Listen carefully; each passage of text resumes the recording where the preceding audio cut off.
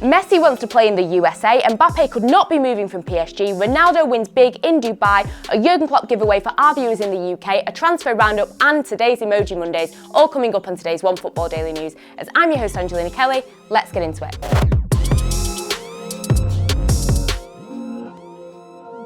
First up, and after weeks of build-up, La Sexta TV has finally released their full Lionel Messi interview where he discusses where his next move could be. And no, it's not Paris, it's not Manchester, it could actually be the USA. Whilst Barcelona fans will be rejoicing, as Messi did say in his interview that he's not looking to actually open discussions with other clubs in January, he didn't really commit his long-term future to the club. He stated that he's always wanted to live in America, he's always wanted to experience life in America, and he's always wanted to play in America. But never fear, Barcelona fans, he did state that after retirement, whenever that may be, he would like to come back to Barcelona and have some kind of position within the club. Now, a move to the MLS would be absolutely massive. Personally, I don't really think this will be happening anytime soon. The MLS is kind of like the retirement home, and I think Messi is probably too good at this point for that, but you never know. Now, he did also drop some hints about PSG and Manchester City. He was asked about Neymar, and he did come out saying that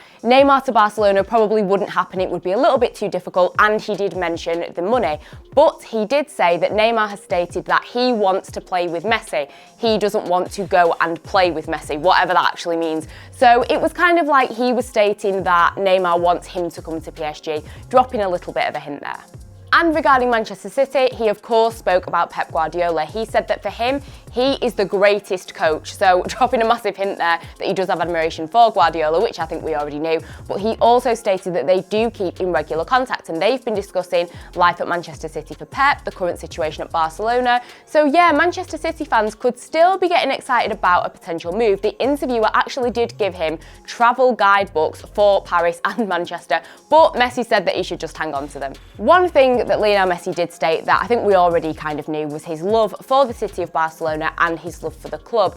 And he did say that he would never move to Real Madrid, it would be impossible. So don't worry, Barca fans, he is not going to do a Brazilian Ronaldo on you all. But one person that I don't think he will be with anytime soon was Jose Maria Bartomeu, obviously the former president of Barcelona. Is he has come out again talking about the former president and how he told him quite a few lies. He'd actually been trying to leave the club for 6 months, but Bartomeu was having none of it, and I think Messi was very, very glad to see him go.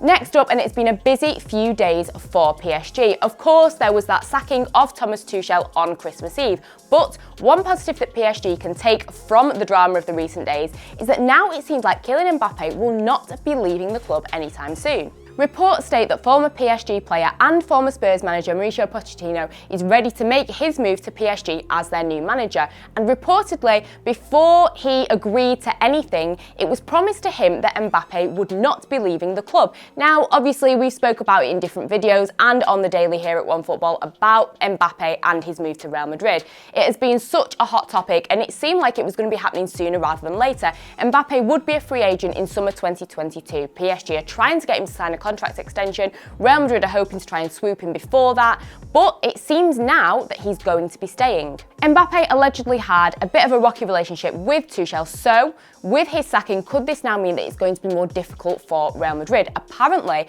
one of the reasons that they got rid of Tuchel was to try and keep Mbappe at the club. Tuchel, of course, still had 6 months left on his contract and reportedly has been given a €6 million compensation package. But this whole Mbappe situation, as much as they're saying that he's not going to be leaving, he still has not signed this contract extension. And I think with the arrival of Pochettino, as exciting as that may be, I'm sure that managers over the years have been promised the world by clubs and it's never actually come to fruition. And as much as there are these reports, and keeping Mbappe at PSG will certainly be top of their priority list, I don't think we have heard the last of this transfer rumour to Real Madrid.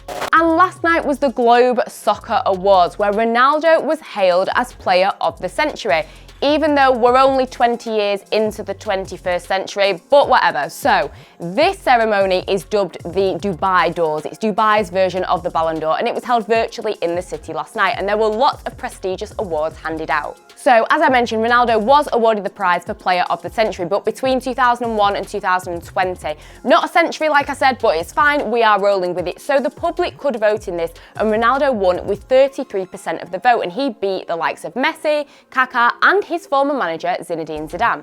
And speaking of Real Madrid, the club was awarded Club of the Century.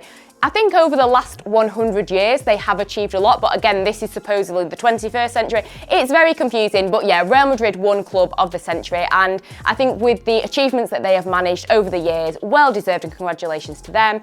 And actually, Iker Casillas, who used to be Real Madrid's goalkeeper, he won a Player Career Award alongside Gerard Piqué.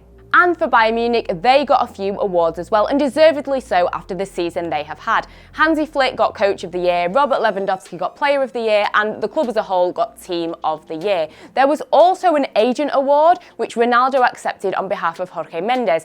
I'm just happy that Raiola did not win that one, I'll be honest. It was another great night of awards. Like I say, I'm not too sure about this century situation, but congratulations to Ronaldo. And I think with another ceremony going ahead, it just begs the question why the Ballon d'Or did not go ahead.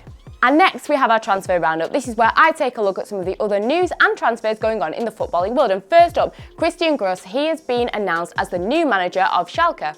Sevilla and AC Milan have both got their eyes on Marseille's Florian Thauvin as he becomes a free agent in the summer.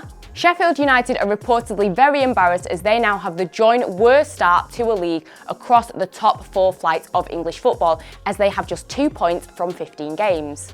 And finally, PSG would be willing to swap with Inter Milan their player Leandro Paredes for Christian Eriksen. And next there is a Jürgen Klopp giveaway for our viewers in the UK. Our friends at Erdinger are giving away a very special 3-litre Erdinger beer glass that is signed by Jürgen Klopp, as well as 2 24-pack seasonal gold edition cans. Of course, you must be over 18 to enter the competition and be living in the UK.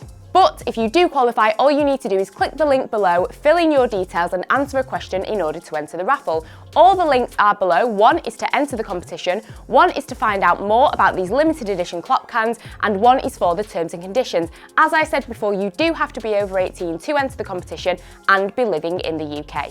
And finally, we've got Emoji Mondays. This is where we stick a few emojis on some of the games from over the weekend. And first up, best player. This has to go to Emi Martinez. So he is the goalkeeper for Aston Villa. Despite the fact that they went down to 10 men at the end of the first half, they still managed to keep a clean sheet and they still managed to win against Crystal Palace 3-0. Martinez has been a fantastic addition to the side. He already has 8 clean sheets, and last season, for the whole season, Aston Villa only managed 7.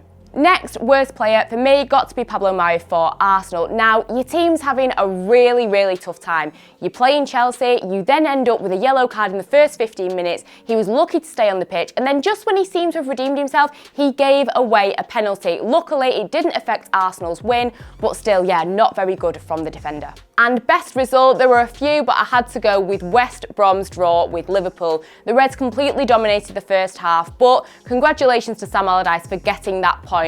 There was a bit of an issue with the VAR. I'm not too sure if the equalising goal did stand, but they got the point, so big congratulations to them. Thank you so much for watching, and until next time, I will see you guys later.